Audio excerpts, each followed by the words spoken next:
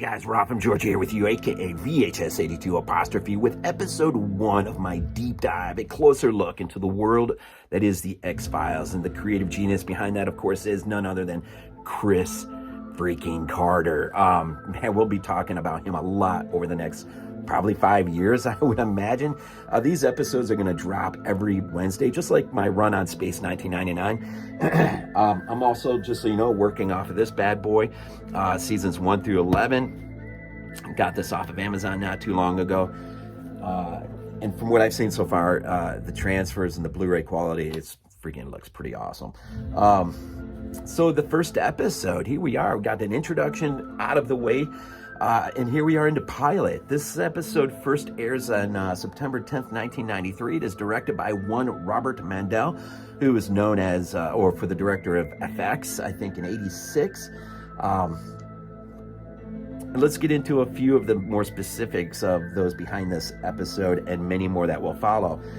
Stephen Mark, who is the editor, will edit 25 episodes, including the film Fight the Future, and also known for The Nest, that creature feature from '87. Mark Snow, seasoned composer, will compose 217 of these episodes from '93 to '18, also known for disturbing behavior, among many things. Isn't that interesting? But here's where my love is, man. I love getting into the cinematographer, man. And this guy, Thomas Del Ruth, first episode out of the gates, man. I don't know if you could have picked a better guy, man. He's known for one of my favorite movies, Motel Hell, from 1980. Absolutely must view if you've never seen that. Death Wish 2, Breakfast Club, The Running Man. So, you know, pretty seasoned cinematographer. And one of the things that you're going to see with episode 1, the pilot, is right out of the gate. You had to know these were these two main characters, Moulder and Scully, were going to be destined for the big screen. And if Chris Carter had his way, it would have been a much longer slew of films. And unfortunately, that just would not work out with him. How many times have we seen that throughout, where just the studio just never seemingly gets behind some things that we all know would have worked. I mean, just the success of Fight the Future, and hey, even I Want to Believe, which has really grown on me over the last upteen years. So those are a few things right there that might be of interest. Shot over 14 days for about $2 million up in Vancouver, and for seasons 1 through 5, this will be shot in Vancouver, and then between seasons 5 and 6, you have Fight the Future, and then there's a transition to LA for the rest of the haul. Let's see here. Now, here's the part, man. Here's the part that I really cannot wait to sort of get into. And you find out all of this in the first pilot. Helps if you got your subtitles on, right? But here, let's just look. I mean, Moulder and Scully will be the absolute core of this entire run, man. Now, I know Doggett and Annabeth or whatever, they'll come in towards the end of the season run. I don't know, from like 9 or 10 on or something. But here's the thing that fascinates me about Moulder, and we'll get into the pilot. We learn that he is an educated psychologist from Oxford, not too long after Samantha's abduction. Quotes around that, I guess. We never really know for sure, I think. Well, we'll get into that throughout the long haul in terms of how that ultimately resolves itself. But he is famously known for writing a monograph on serial killers and the occult, which just a detailed written study, right, which helped catch a famous criminal known as Monty Props in '88. He was one of the better-known analysts working deep down in the violent crime section. And I'll say that is one of the aspects of Moulder that I really wish we could have gotten. Don't call it a spin-off or something, but I wish we could have gotten a film that would have really focused in on something like that, where you would have utilized that Moulder's background in that area to maybe hunt down a serial killer or something. I always thought, man, that was a missed opportunity. But you had some interesting uses of that throughout the season. Scully, we find out, is a medical doctor, teaches at the academy. Her undergrad degree was in physics. And we learned that her senior thesis was Einstein's twin paradox, a new interpretation. And Moulder's, of course, response to her asking if he'd even read it. This is in the early beginnings of the episode.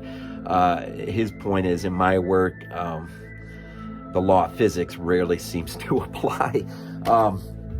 So they both come in with some really fascinating backgrounds that will, be seeing how it works out, integrated throughout the entire season run. Interestingly enough, this whole show is tucked in between, I don't know, if you want bookends, how about, and it's not, perfect, but Watergate and COVID, man. This series run really leapt off of the level of cynicism, I think, that was beginning to rise in terms of how people view government in general. And even here in this country, I don't know if my own level of personal cynicism has ever been as high as it is right now in terms of how I view those in power. And there is a lot of that to go around in this show, right? This episode pilot, let's just get into this episode a little bit. And I'm just going to kind of just here it is, right? So in our opening, this show is really important for a lot of reasons. One, I just really went into it, the backgrounds of both Moulder and Scully, what they both bring. And we learned that, Scully is the skeptic, and Moulder is the believer, and that is sort of flipped in what we traditionally usually see. And I don't know if throughout any running show or anything have I ever grown attached to two characters as much as I've grown attached to these two over the long haul. Also, I picked up in a little bit of reading, Silence of the Lambs just came out a little bit before. And so I never really, realized or picked up on how much perhaps Clarice Starling was a template for Scully. And that is interesting of how much influence that may have had in terms of Scully's character. Lots of things in the pilot, man. Lots of things. The basic story is you get the introduction early on. You see Scully come in. Blevin, what's his name? Division Chief Blevins. You got cigarette smoking man who's in attendance, and basically it's just a quick rundown to expectations thrown at Scully, bringing her aboard, attaching her to the X-Files with Moulder, because they basically want to debunk it. So they, have a level of appreciation for what she has done in her career, and this is their way of, as Moulder would put it, attaching a spy to him. But she is nothing like that, as we will find. And so, Moulder, then she goes down to his office and they have their first, major, meeting. And I think Moulder initially is curious as to who she is and what this may be about. So he's more than willing to entertain this thing, right? Her being attached to him. And so he introduces a case that he has just been looking at out in Oregon, small town, where after a senior graduation, these kids start randomly, one by one, disappearing and winding up dead. The thing that Moulder picks up on is the two marks on victims, and not just here in Oregon, but across the country. He's picking up on a pattern of things, and the FBI has already been up there once, we learned, and basically did their quick little thing and then moved on. He's picked up on a few things of interest here. So she, I think, is just as, I think she's just as curious and excited because she knows Moulder as Spooky Moulder and the reputation that he has garnered for himself. So I think she's actually quite intrigued by this opportunity. So they'll fly out, and immediately we are confronted with a lot of interesting things. Time loss, the place in this small town, even as they're flying in on the plane, they'll hit a weird moment of disturbance disturbance or turbulence in the air, right? They'll be driving in a car along a seemingly deserted road, and they'll hit a weird moment where it's sort of like Close Encounters of the Third Kind. You wonder how much of that influence is there. And, Moulder will stop and he'll be so taken back by what he has just experienced that he'll mark an X on the spot of the road. Later on, that'll come into play when seemingly 9 minutes have been lost. So you got this whole phenomena of time loss. Now, I have dropped down, bottom in the notes, a link to a podcast called Astonishing Legends. If you want to just ever dive deeper into a world with a couple of guys who would do a phenomenal job of delving really deep into that kind of stuff, it's a podcast that I have grown to absolutely love over time. But that's down there, and so their first point there is to they're going to have a corpse, one of the dead kids, removed from the plot in the cemetery for an autopsy to compare up tissue samples.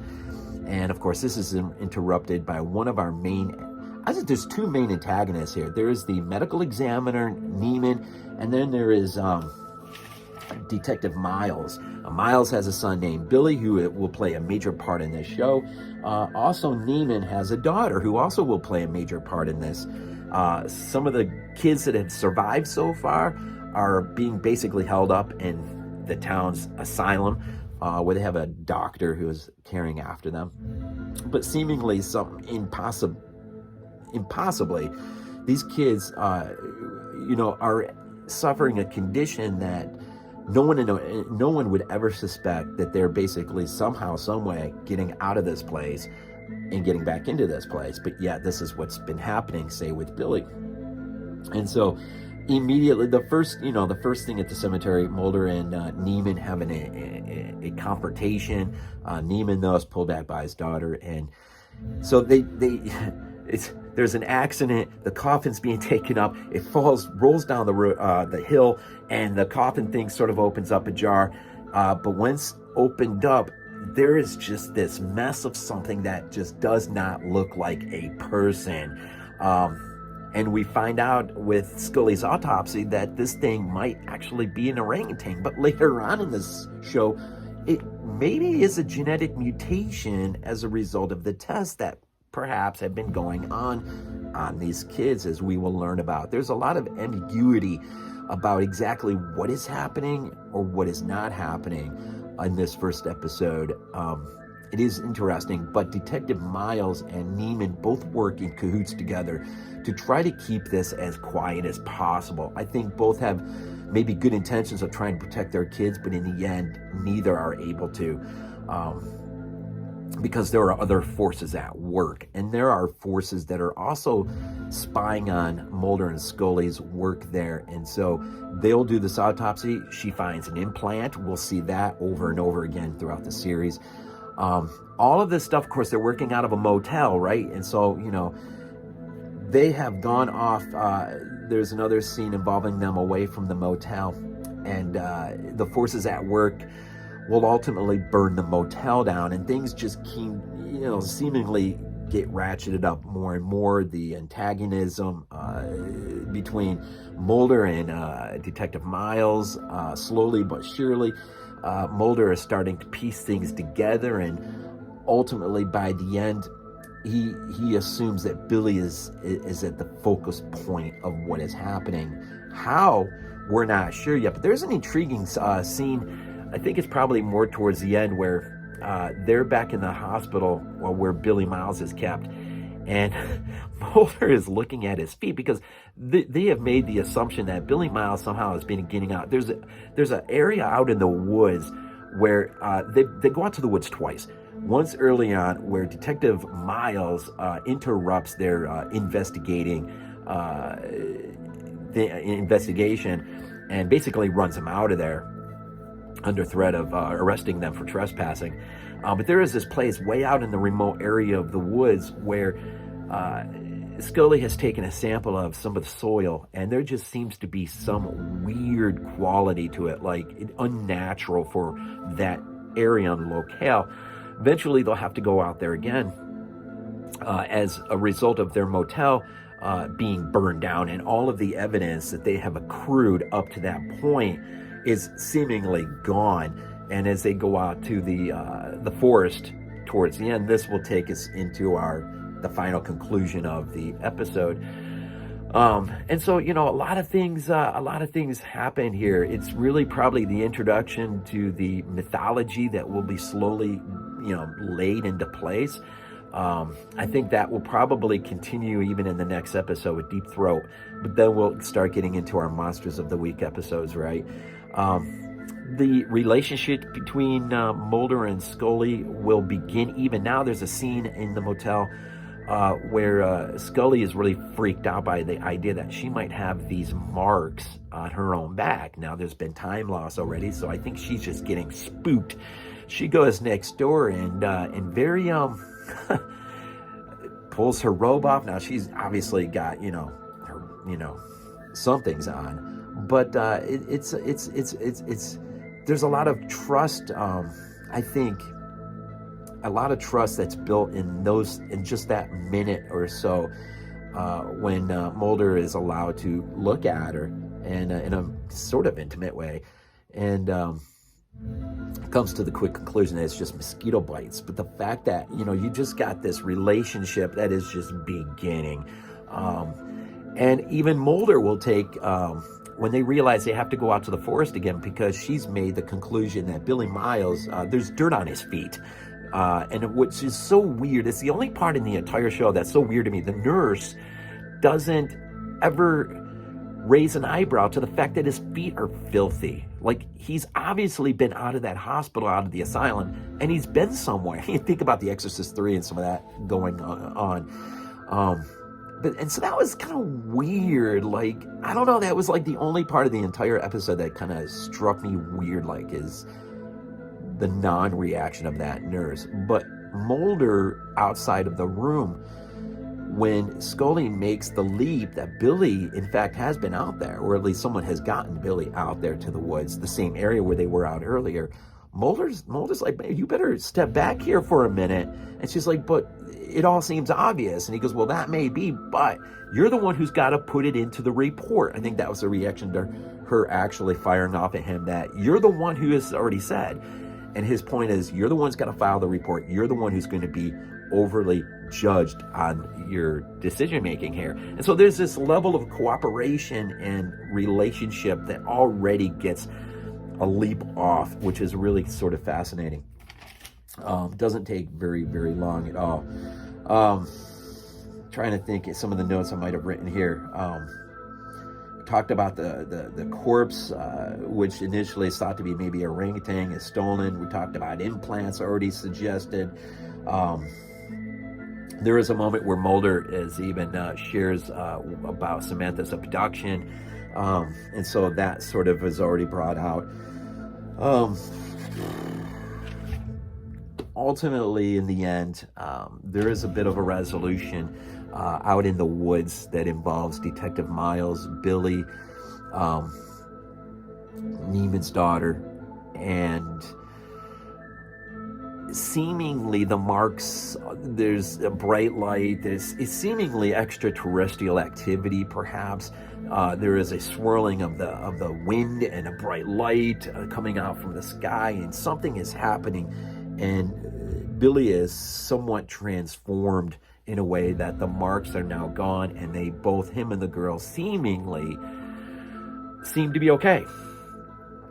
But Billy will testify later to the FBI in the closing moments of the episode that about the testings, about being ordered by the unseen forces within the light, doing the things. Now, there's the question, who burns the motel down? We know for a fact cigarette smoking man will burn it down, or his office in the end of season 5 finale. There is a scene where we see a sort of a silhouetted character scoping out their motel. And so the lead in maybe was Billy ordered to burn it down? He does say in his testimony that that they ordered for everything to be destroyed because the tests weren't working. Maybe it's other reasons, right? And so there's a bit of a closure, and yet it's opened up. And I do believe this episode will be revisited in season 7, Requiem. So we'll get to delve back into Billy Miles much later down the road. So I don't know. My final thoughts on this: it is a fascinating way to open up a series. They lay the groundwork for a lot of things. Immediately, the relationship is pretty solid between Moulder and Scully, and but who would ever known that this would have amounted to 11 seasons, 2 theatrical films, and just this phenomena that is The X-Files. It's quite an amazing thing. And so anyways, interesting stuff in this first episode. So I think we'll just kind of leave it there for now and focus on Deep Throat next. There is a commentary attached to that, so I'm curious about that. And so the world of The X-Files, man, pilot, first one, a lot of neat things about it, and we'll see even better things as this thing continues to open up. So hopefully most of you will stay for the long haul, and as always, we always end these things off with Go Bills.